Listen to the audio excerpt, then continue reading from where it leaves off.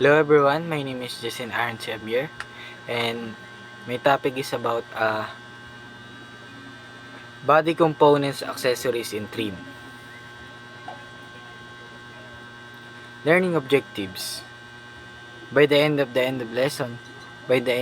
lesson is a presentation. Learners will be able to define body components, accessories, and trim in the context of the automotive design. Classify the major body components of vehicle and explain their function. Differentiate between essential body components and optional accessories. What are the body components? First is body shield.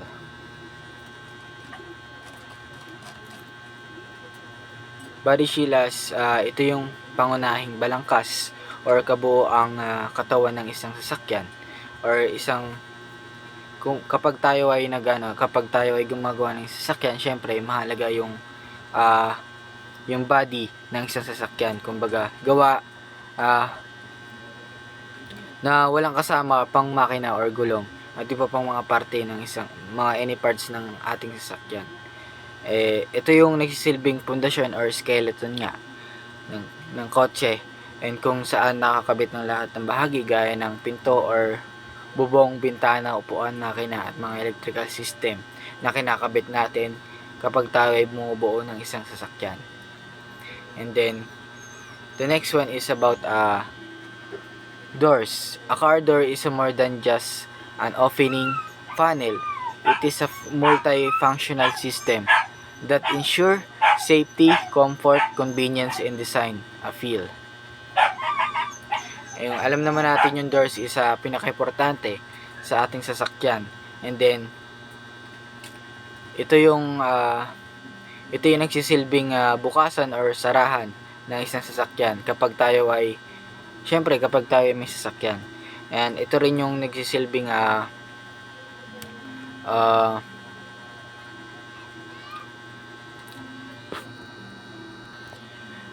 ang doors ay pinto or sasakyan nga ay bahagi ng dinadaanan ng isang pasahero or driver para makapasok at makalabas ng kotse. Bukod pa sa pagiging entry or exit point, ito rin ay pangunahing proteksyon laban sa aksidente at panlabas na elements gaya ng ulan or hangin at ingay. Accessible siya kasi nagbibigay daan para makapasok at makalabas ang mga tao. And then protection, syempre nagsisilbing harang laban sa ulan, alikabok, hangin at ingay mula sa labas. And then yung kaligtasan din, syempre may mga safety features at gaya ng side impact beams, locks at airbags para protection ng pasahero. And then yung komportable syempre komportable ng biyahe. Kadalasang may kasamang interior trim, armrest switches para sa bintana at speaker.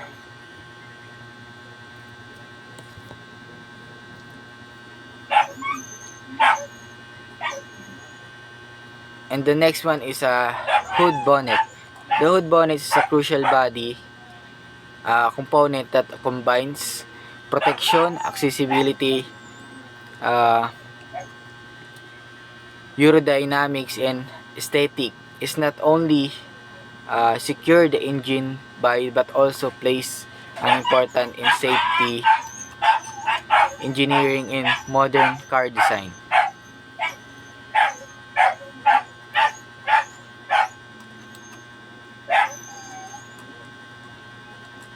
Ito yung and then the next one is a hood bonnet. The hood bonnet is a crucial body component that combines protection, accessibility, aerodynamics, aesthetic only, secure engine but also important tool, safety, engineering, and modern car design. Ito naman yung harapan ng sasakyan. Kung paano natin chine-check yung harapan ng sasakyan natin, kung paano natin tinitingnan yung makina or mga sira na gagawin, or paano rin natin tinitingnan yung mga any parts na kailangan palitan katulad sa harapan. And nagbibigay din siya ng proteksyon sa ating harapan ng kotse dahil sa mga tubig kapag tag-ulan, syempre yung mga any hazardous na na na kapag dumadaan tayo, syempre siya yung nagpoprotekta sa loob ng ating mga makina.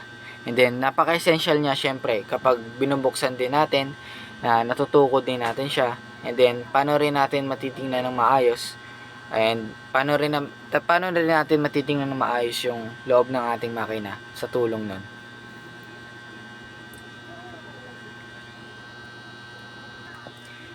And the next one is fender wings. The fender wings is more than just a cosmetic part. It is a functional shield that protects the vehicle and surrounding roads, debris, enhances aerodynamics, and adds to the character of the car. And then the fender wings ay bahagi ng sasakyan.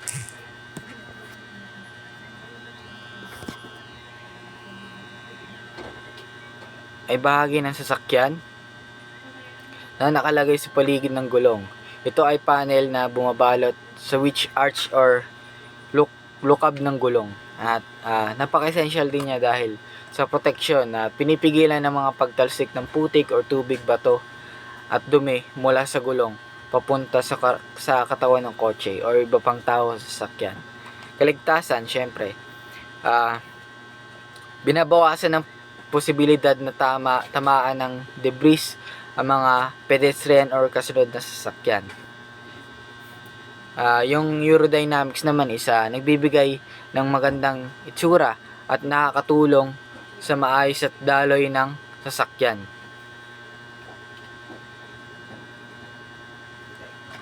And the next one is about what are the accessories automotive design.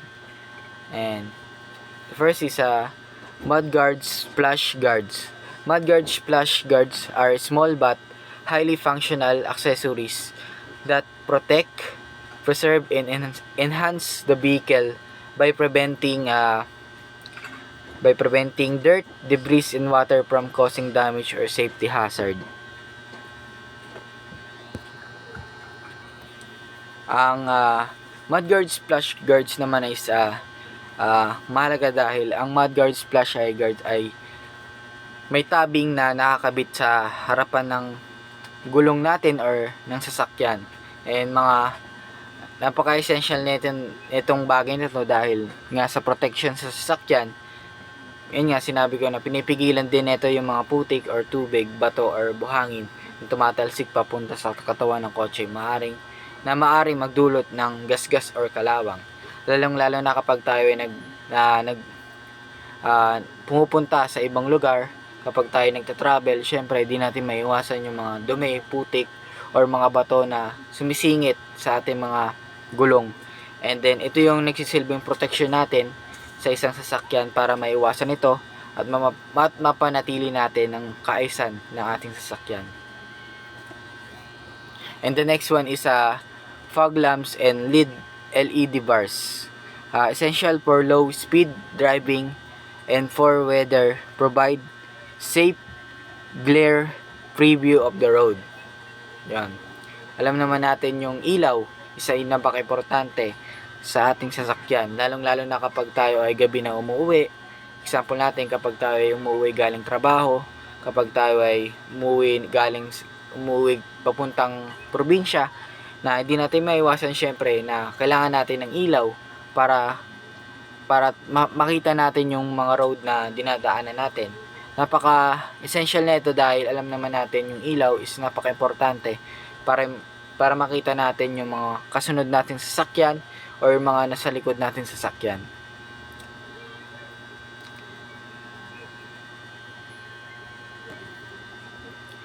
And the next one is alloy and covers. Well, covers, hubcaps are budget friendly, decorative option that protect and enhance the look of steel wheels. Ano nga ba ang mahalaga sa alloy wheels and covers? Ano nga ba ang dapat natin tandaan dyan? Nandito isa Ang alloy wheels ay mga rim na gawa sa halo ng metal or tulad ng aluminoy at magnesium. Magaan siya at essential siya. Kasya sa steel rims kaya mas madali ang acceleration natin and at braking natin. And then mas matibay siya syempre. Mas essential siya gamitin at nakapagbibigay siya ng mas magandang handling or control sa sasakyan natin. And then yung fuel efficiency naman, dahil hindi mabigat, hindi rin siya madalas hindi siya matakaw sa gasolina. And then may iba't ibang disenyo rin syempre na nagbibigay stylish na itsura. And then yung wheel covers naman ay mga takip na inilalagay sa ibabaw ng steel rims.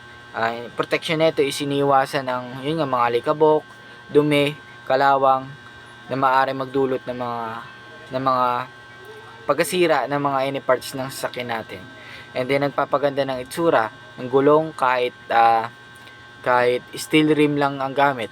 And then yung materials naman is karaniwan gawa to sa plastic na magaan at metal at madaling tanggalin or palitan natin. And then yung car covers naman a car cover is a more than just a fabric sheet. It is an essential protective accessory that safeguards our vehicle from weather, dirt, scratches, rust, and deep freeze. The right type of cover, indoor, outdoor, custom fit the weather, ensure that a car remains excellent control, both aesthetically and mechanically. And then, yung car covers naman is ito yung nagsisilbing takip ng isang sasakyan natin. And sabi dito is nakakatulong ito sa ating nakakapagprotekta ito ng mga sasakyan natin katulad na lamang ng masamang panahon, yung mga dumi, scratches, rust, and then deep freeze. Lalo na sa mga malalayong lugar. Syempre, kapag tayo nagta-travel, syempre hindi natin maiwasan yung mga dumi, hazardous. And then the next one is about trim, elevating the aesthetic. Interior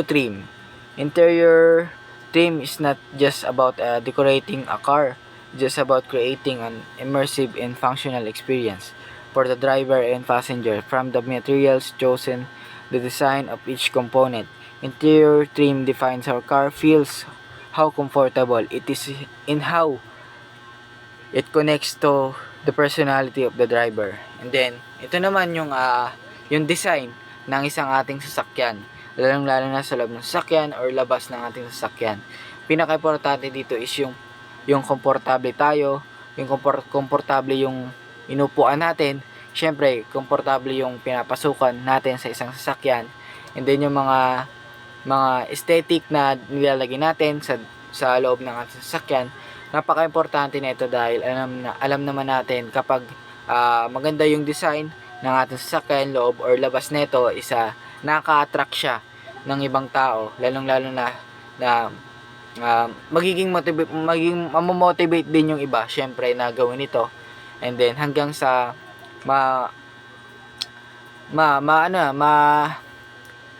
magawa na to ng ibang mga tao syempre. Kaya mahalaga na malaman natin na kung gaano ito kahalaga. And then yung exterior trim naman is halos magkaparehas lang naman sila. And then exterior trim refers to the aesthetic and functional element that adorn the outer surface of the vehicle. Gaya ng sinabi ko kanina na mahalaga yung design and mahalaga talaga na malaman din natin katulad na lamang yung mga logo, yung mga model ng ating mga sasakyan. Dapat malaman natin na kung gaano kahalaga ito. And kung paano tayo syempre kakomportable kapag tayo nagbabiyahe, mas maaliwalas ito. And then mas maaliwalas din syempre sa ibang mga pasahero natin. And then the next one is about conclusion. The conclusion is exterior trim is far more than just a set aesthetic embellishment. It is a crucial aspect of automotive design that combines style, function, and brand identity, from the bold lines of the chrome grille to the sleek finish of the matte black side moldings. Every piece of exterior trim serves a specific purpose while contributing to the overall visual language of a vehicle. And that's for all. Thank you.